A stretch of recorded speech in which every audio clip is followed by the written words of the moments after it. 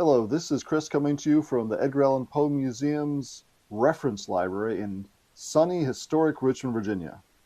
And this is The City in the Sea. Lo, death has reared himself a throne in a strange city lying alone, far down within the dim west, wherein the good and the bad and the worst and the best have gone to their eternal rest.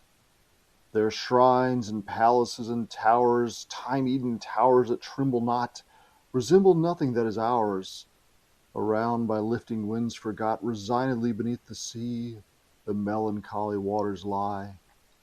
No rays from the holy heaven come down on the long night time of that town, but light from out the lurid sea streams up the turrets silently, gleams up the pinnacles far and free, up domes, up spires, up kingly halls, up fanes, up Babylon-like walls, up shadowy long forgotten bowers of sculptured ivy and stone flowers, up many a marvelous shrine whose wreath friezes intertwine, the vial, the violet, and the vine, resignedly beneath the sky, the melancholy waters lie.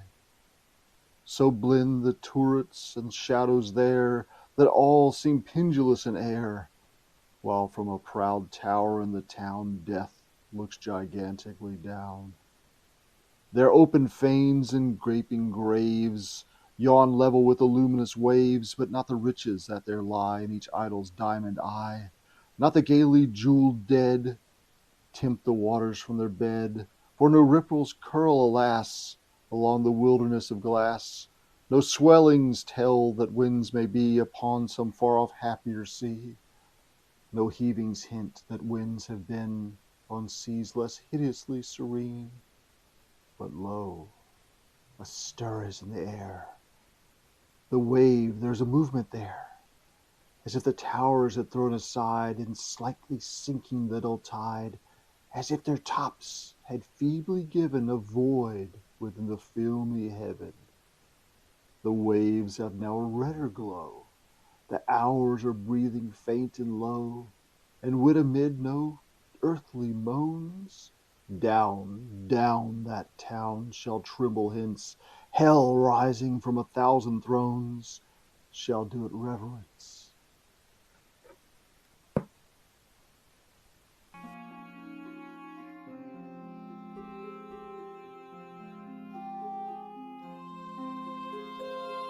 Hi, horror author Holly Knightley here. Shout out to Jeanie Carmen. Thank you so much for asking me to come back as a judge for the 4th annual Poe-It Like Poe-It contest. So excited to read all of the entries. To kickstart the event this year, I am going to read a short passage from Silence of Fable by Edgar A. Poe.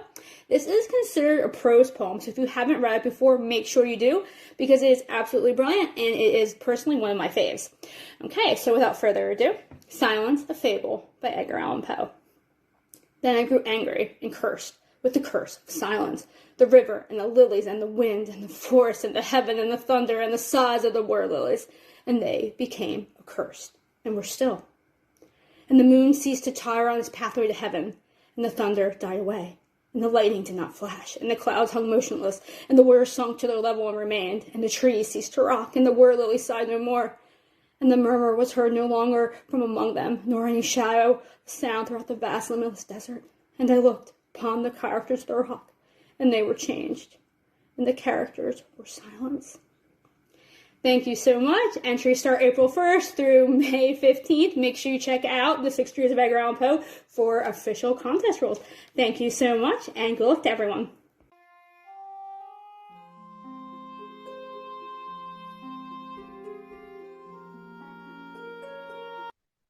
Now I would like to share with you one of Poe's greatest poems and one of his most unnerving short stories. Let's begin with the poem, which, as I say to my students at Tennessee State University and Nashville State Community College, I call this poem horribly romantic. Annabel Lee by Edgar Allan Poe. It was many and many a year ago in a kingdom by the sea that a maiden there lived whom you may know by the name of Annabel Lee. And this maiden she lived with no other thought than to love and be loved by me. I was a child, and she was a child in this kingdom by the sea, but we loved with a love that was more than love, I and my Annabel Lee, with a love that the winged seraphs of heaven coveted her and me. And this was the reason that long ago in this kingdom by the sea, a wind blew out of a cloud, chilling my beautiful Annabel Lee, so that her high-born kinsman came and bore her away from me, to shut her up in a sepulchre in this kingdom by the sea. The angels, not half so happy in heaven, went envying her and me. Yes, that was the reason, as all men know in this kingdom by the sea, that the wind came out of the cloud by night, chilling and killing my Annabel Lee. But our love, it was stronger by far than the love of those who were older than we, of many far wiser than we. And neither the angels in heaven above, nor the demons down under the sea, can ever dissever my soul from the soul of the beautiful Annabel Lee. For the moon never beams without bringing me dreams of the beautiful Annabel Lee. And the stars never rise but I feel the bright eyes of the beautiful Annabel Lee. And so all the night tide I lie down by the side of my darling, my life and my bride, in her sepulchre there by the sea, in her tomb by the sounding sea.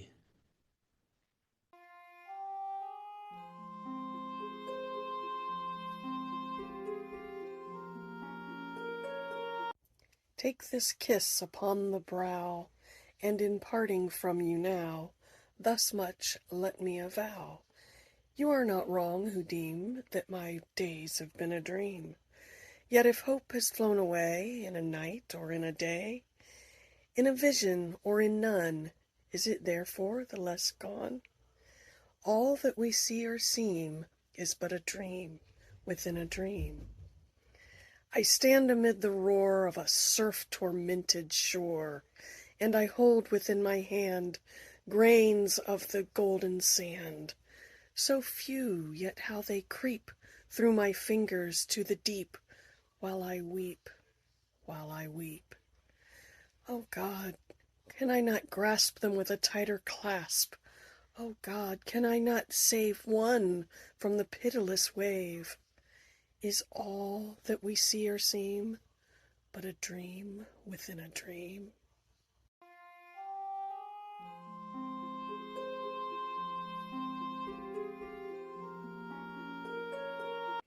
The poem I've selected is El Dorado, or maybe El Dorado, which rhymes better with shadow. We'll get into that in a moment when you hear the actual poem. But it was one of Edgar Allan Poe's very last poems that he wrote. It was published in April of 1849 in Flags of Our Union. And this was the height of the California Gold Rush. And the poem deals with this theme of the fruitless search for treasure. I chose this particular poem because it was the inspiration for my short story, Poe's Last Lament, which imagines that Poe did not in fact die in Baltimore, as is popularly believed, but rather he ended up in the goldfields of California. I hope you enjoy this poem. It means a lot to me. I live here very close to those goldfields in a county called El Dorado, or maybe El Dorado. Gaily bedight, a gallant knight in sunshine and in shadow had journeyed long, singing a song in search of El Dorado. But he grew old, this knight so bold, and o'er his heart a shadow fell as he found no spot of ground that looked like El Dorado. And as his strength failed him at length, he met a pilgrim shadow. Shadow, said he, where can it be, this land of El Dorado? Over the mountains of the moon, down the valley of the shadow. Ride, boldly ride, the shadow replied, if you seek for El Dorado.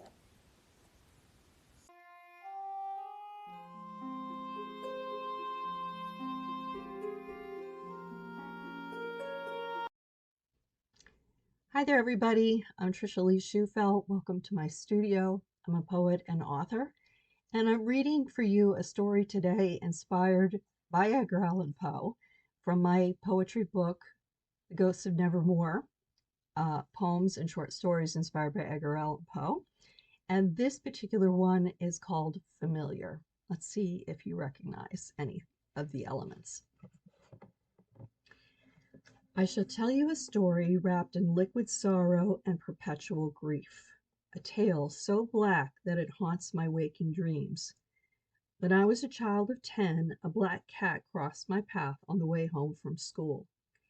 Superstitions of black cats disguised as witches were commonplace, but I gave it little thought and adopted him as my own. I was a lonely child with a mild deformity of the right eye, causing it to drift off center. Because of this, I was the target of bullies and prone to insecurities. I found it challenging to make friends and thought a pet would bring me out of my melancholy. The cat became my constant companion and confidant. With him by my side, I thought I could do anything. I named him Pluto because it is the planet farthest from the sun, which is how much I loved him. We did everything together, and he followed me everywhere until my 18th birthday, when I met a young girl named Jezza. She was a beauty who captured my heart and reminded me of my beloved cat with her sea glass green eyes and thick black hair. Pluto did not share my fondness. Despite her attempts to woo the creature, he would hiss and growl in her presence, which she found rude. Jealous of my time with Jezza, he began to avoid me. When she would leave, he would hide under my bed for hours and even avoid his meals. "You're just punishing yourself, you insolent beast," I would say. My angry words only made him distance himself further from me. This behavior continued until the day I asked Jezza for her hand in marriage. In my nervous state, I imbibed beforehand. When I proposed, he surprised us with his presence and appeared loving toward her. We were both hopeful about the change of heart. However, when Jezza caressed him, the beast turned and attacked her, drawing blood. Well, you can imagine my shock and horror. In a rage, I grabbed him by the nape of the neck and threw him across the room. Pluto hit the far wall with a resounding thud. My sweetheart, whom I was sure would forgive my outburst, did not. Instead, her once delicate features now twisted into an admonishing look of betrayal, something I couldn't understand. When I reached for her, she recoiled and called me Jekyll and Hyde. Furthermore, she vowed never to see me again. I was guilt-ridden and heartbroken. Afterward, I sought my cat, who had fled from our sight after a moment of dazed confusion. I would find him hiding under my bed. As you can imagine, he was quite shaken, and even worse, had suffered a ruptured eye from the force of the blow. Still, despite my ill treatment, Pluto found it in his heart to forgive me. From that moment forward, I vowed to remain loyal to him. I even convinced myself he saw something in Jezza that I could not, an evil, perhaps. In his cat-like way, he was warning me that our courtship was doomed, and a more suitable partner needed his approval. Pluto was more than a pet. He was my other half, and I would treat his preferences with more respect. Still, I was a man of marrying age. My father, in particular, was eager for me to carry on the family name. Therefore, I wasted little time searching for a suitable mate. However, try as I may, I found the prospect difficult, and I began imbibing to boost my courage. This boost worked until I would bring the ladies to my home to meet Pluto. Their reaction to him determined the relationship's progression, which often ended that evening. I couldn't fault Pluto. For his part, he learned his lesson with Jezza and made every effort towards affection, even being overly affectionate on his first meeting. It was their blatant rejection of him that set my teeth on edge. Perhaps it was his eye that turned their fickle stomachs. Either way, I found my patience wearing thin, and as my resentment increased, so did my intake of alcohol. This was not my fault. I can assure you that I was a complete gentleman towards these women, whose demeanors became frigid and cruel when shown even the slightest love and affection from Pluto. My last attempt with a woman named Victoria is what has brought me to this woeful state you see before you now. I thought she was the one, a woman of exquisite beauty and refinement. Therefore, I became a paragon of sobriety, as she found the imbibing of liquor distasteful. However, when it came time for her to meet Pluto, I was nervous, fearing she would reject him like all the others. Because of this, I allowed a few shots of whiskey to allay my insecurities. At first, all seemed well. Victoria appeared unfazed by Pluto's appearance. She even welcomed him with open arms. However, as his affections increased, she rejected him, even slapping and pushing him off of her like he was a demon possessed. This enraged me. I don't know what came over me, but I struck her with a violent blow which caused her to fall and hit her head. Victoria lay lifeless in a pool of blood, and Pluto, my beloved cat, had disappeared. I would confess in the morning. In the meantime, I wanted to forget my guilt and the bloody deed. That night, I drank myself to excess and fell asleep on the couch, failing to extinguish a nearby candle. I awoke to the sound of Pluto's cries and the smell of smoke. I ran from the home just before it burned to the ground. In the aftermath, not even the evidence of Victoria's body remained. Perhaps Pluto had knocked over a candle. There was no way of knowing. The only thing I knew was that he had saved me. He had also vanished again. This time, I feared the worst. I had nowhere to go but back to my parents' home and hoped Pluto would find me. When news of the fire broke, an investigation followed. An eyewitness claimed she'd seen me with a woman who resembled Victoria. Another claimed she'd heard screaming coming from the house and then silence. I maintained my innocence. Besides, my reputation spoke for itself. I was an upstanding gentleman. Neither myself nor my family had ever suffered a stain on their name. In time, the whispers would disappear, or so I thought, until a woman offered damning information against me. The woman was my first love, Jezza. She claimed abuse by my hand and that my love of drink caused my Jekyll and Hyde persona. She attested that Pluto was a figment of my imagination, a device in which to seduce women. She claimed Pluto was my alter ego and a shadow side of myself that emerged upon rejection of physical advances. She mentioned the other women I'd seen who had disappeared. Despite my protests to the contrary, the police took her side and searched my property with cadaver dogs. It was an entirely unnecessary and vile affair. That was until the dogs began to dig. They unearthed the bodies of 4 decayed women and charged me with their murders. Only now, in my forced sobriety, can I say that Jez's words were not entirely false. Pluto was indeed a part of me, the side that loved me more than anyone had ever loved me, and he was as real as I am sitting before you today.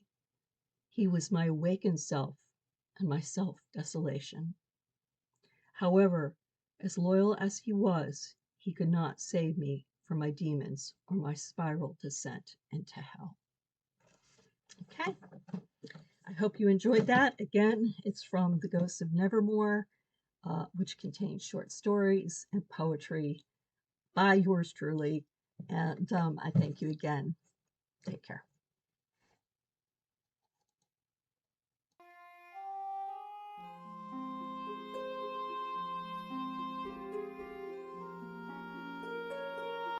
Hi, this is A. Rubin. I'm one of your judges for the annual Poe-It Like Poe competition. I'm also the winner of the first ever Poe-It Like Poe competition, and I'm about to read to you the poem that won that first ever contest. It's called Nightwalkers. It's heavily influenced by Edgar A. Poe, obviously, not only in terms of content or subject matter, but also in terms of style and poetic device, especially in its use of meter and repetition. Here it goes. Night Walkers by A. Rubin.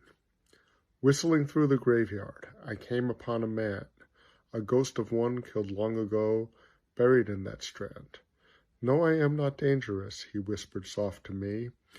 I just saw you walking here, and sought some company, for I walk between these stones, alone eternally. And so I walked there by his side, below the pale moon, whose light framed us beneath the clouds of night's dark inky gloom. All through the night we wandered, in perfect harmony, as softly in my ear he spoke, recounting memories, a secret shared betwixt these stones between my friend and me. He spoke to me throughout that night, until the break of day, for with the coming of the light, all ghosts must go away. Returned he unto his grave, to rest now peacefully, and I was left to ponder what he had said to me, whispered lightly in my ear, meant only just for me. And since that night I've wandered, and oft when I'm alone, I think about that night I walked between those sacred stones. I hope that when I'm dead and gone, if restless shall I be, some kind soul will stop a while and do the same for me, walk with me and talk a while, and my companion be. So again, that was Nightwalkers. That's the poem I won the competition with, and I can't wait to see what you submit this year for us to read. So A. Rubin, and I'll be reading your work soon.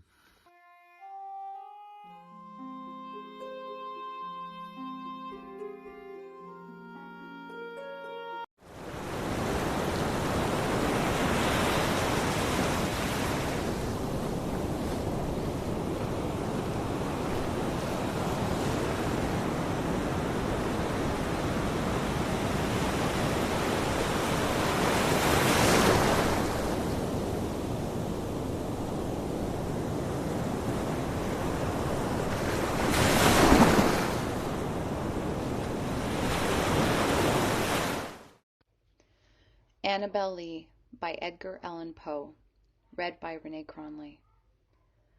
It was many and many a year ago, in a kingdom by the sea, that a maiden there lived whom you may know by the name of Annabel Lee. And this maiden she lived with no other thought than to love and be loved by me. I was a child, and she was a child, in this kingdom by the sea. But we loved with a love that was more than love, I and my Annabel Lee. With a love that the winged seraphs of heaven coveted her and me. And this was the reason that long ago, in this kingdom by the sea, a wind blew out of a cloud, chilling my beautiful Annabel Lee, so that her high-born kinsman came and bore her away from me, to shut her up in a sepulchre in this kingdom by the sea. The angels, not half so happy in heaven, went envying her and me. Yes, that was the reason, as all men know, in this kingdom by the sea, that the wind came out of the cloud by night, chilling and killing my Annabel Lee. But our love, it was stronger by far than the love of those who were older than we, of many far wiser than we, and neither the angels in heaven above, nor the demons down under the sea, can ever dissever my soul from the soul of the beautiful Annabel Lee. For the moon never beams without bringing me dreams of the beautiful Annabel Lee, and the stars never rise but I feel the bright eyes of the beautiful Annabel Lee. And so all the night tide I lie down by the side of my darling, my life and my bride, in this sepulchre there by the sea, in her tomb by the sounding sea.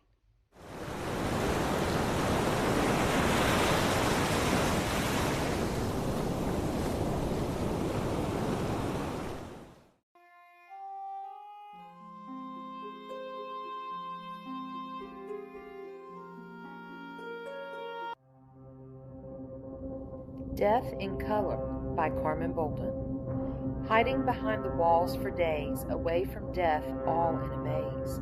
Through colors 7 all one way, if a door opens, will we pay?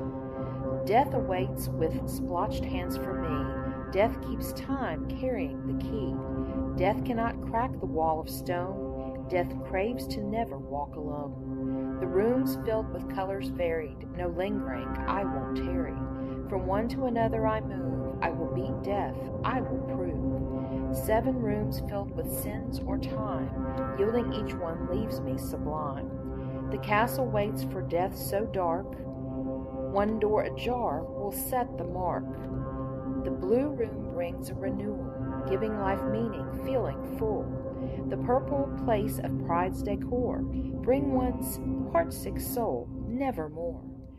Thirdly, the room envy with green, a youthful, hopeful longing sheen. The orange of maturity, the gluttony of youth freely.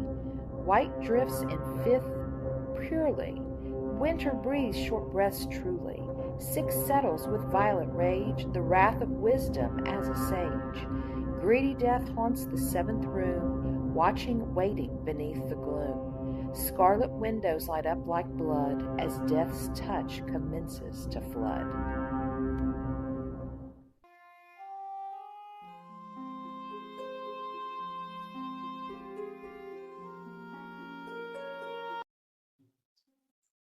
Moongate's spell. Who put tears in my eyes as I watched the sunset? Who put longing in my heart as I listened to the gentle breeze? Is this some waking dream or a broken heart for me? Someone would never do this for a person or being if they could see. Who told me of a happy day that would set my life soaring? Who made me believe the possible even when facing the improbable? Archway holds so many memories. Our vow of love was made within its space. Too many days and nights have passed. The happy feeling hasn't faded. Who made my dreams vivid and real each night as we laid our heads to rest? Who said it was love, laugh, and happiness that was our forever dream? Look at how bright you're shining in its glow. It is so stunning to behold your beauty. It always takes my breath away. We were meant to spend our eternity this way. Who was the one that caused my breath to stop at an exact moment in time?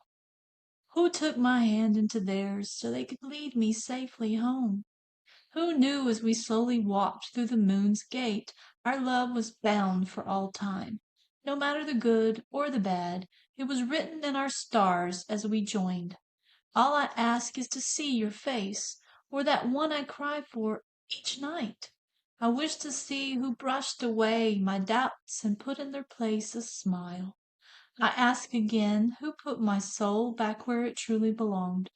Who never leaves my side as I let the trail of tears fall from my eyes?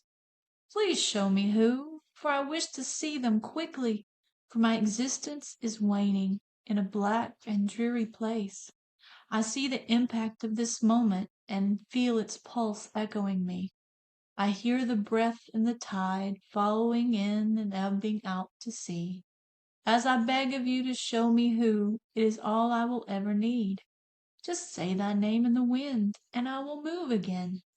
But for some reason in this time and place, I can no longer see your face. I suddenly hear no sound, or feel your palm onto mine. The void is filling with my broken tears. Loneliness is gripping. So I beg from within my being to tell me who my Savior was to me. The voice whispers on the wind your name, and suddenly our connection becomes eternal. Now I will only taste my tears in my memory as our spell solidifies forever nocturnal.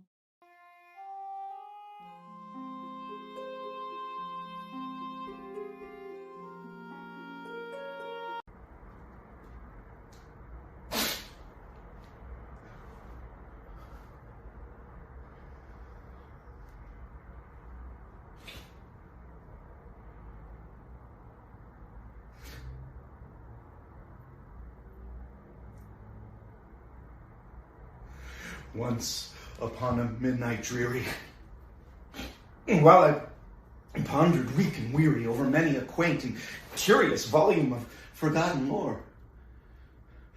While I nodded, nearly napping, suddenly there came a tapping,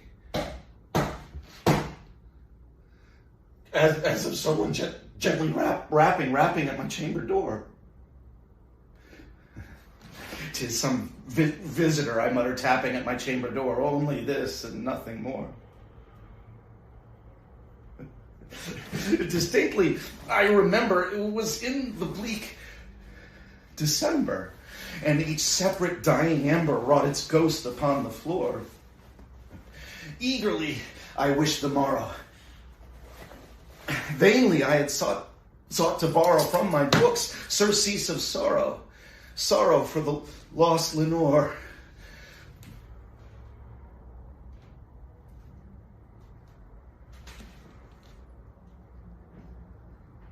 For the rare and radiant maiden whom the angels name Lenore, nameless here forevermore. Open here I flung the shutter when, with many a flirt and flutter, in there stepped a stately raven of the saintly days of yore. Not the least obeisance matey, not a minute's stop nor stay, but with mien of lord or lady perched above my chamber door. Perched upon the bust of Pallas, just above my chamber door, perched in satin, nothing more. Then this ebony bird beguiling my sad fancy into smiling by the grave and stern decorum of the countenance it wore. Though thy crest be short and shaven, thou, I said, art sure no craven, ghastly grim and ancient raven wandering from the nightly shore. Tell me what thy lordly name is on the night's Plutonian shore. Quoth the raven, "Nevermore." Prophet, said I, thing of evil, prophet still, if bird or devil, by that heaven that bends above us, by that God we both adore, tell this soul with sorrow laden, if within the distant Aden it shall clasp a sainted maiden, whom the angels name Lenore. Clasp a rare and radiant maiden, whom the angels name Lenore. Quoth the raven, "Nevermore." Be that word our sign in parting, bird or fiend, I shrieked upstarting. Get thee back into the tempest of the night's Plutonian shore. Believe no black plume as a token of that lie thy soul has spoken. Leave my loneliness unbroken. Quit the bust above my door, take thy beat from out my heart, and take thy form from off my door. Quoth the raven, "Nevermore." And the raven, never flitting, still is sitting on the pallid bust of Pallas just above my chamber door. And his eyes have all the seeming of a demon's that is dreaming. And the lamplight orm streaming throws his shadow on the floor. And my soul from out that shadow that lies floating on the floor shall be lifted. "Nevermore."